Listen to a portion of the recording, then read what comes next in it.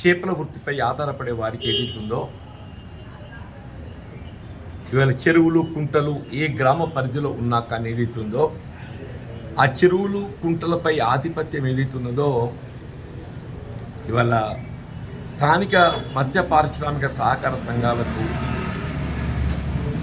ఉండే విధంగా అంటే ఏదైతుందో వేలం పద్ధతి కాకుండా స్థానికంగా ఉండేటువంటి మత్స్య పారిశ్రామిక సహకార సంఘానికి ఏదైతుందో ఆ చెరువులు కుంటల్లో చేపలు పెంచుకోవటానికి అవకాశం కల్పింపజేయబడే విధంగా ఇలా ప్రస్తుతం రాష్ట్ర ప్రభుత్వం ఏదైతుందో ప్రభుత్వ పరంగా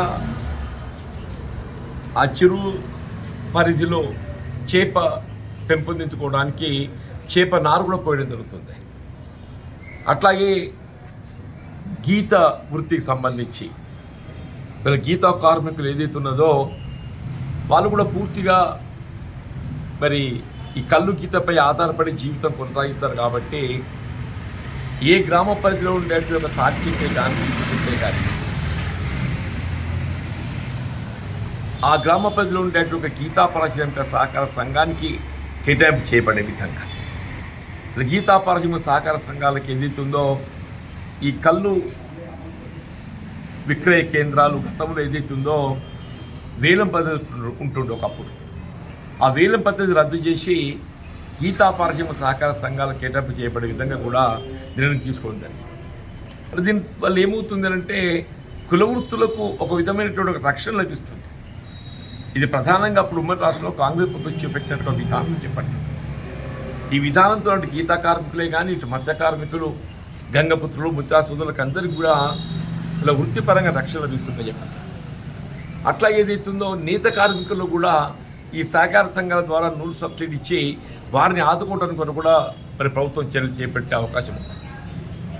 మరి శాలి వాహనులు కుమ్మరులు ఏదైతుందో వారికి సంబంధించి వీళ్ళ విశ్వబ్రాహ్మణులు కానీ ఎవరి కానీ చెప్పంటూ నేను కుల వృత్తుల వారికి అందరికీ కూడా ప్రభుత్వం అండగా నిలబడే విధంగా ఆ వృత్తిపై వారికి ఆధిపత్యం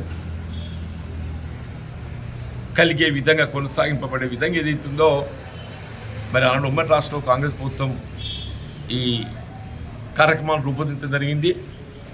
రాష్ట్రంలో తెలంగాణ రాష్ట్రం ఏర్పడ్డ తదుపరి గత ప్రభుత్వమే కానీ ఈ ప్రభుత్వం కుల వృత్తులను ప్రోత్సహించడానికి వీళ్ళ చర్యలు చేపట్టడం జరుగుతుంది.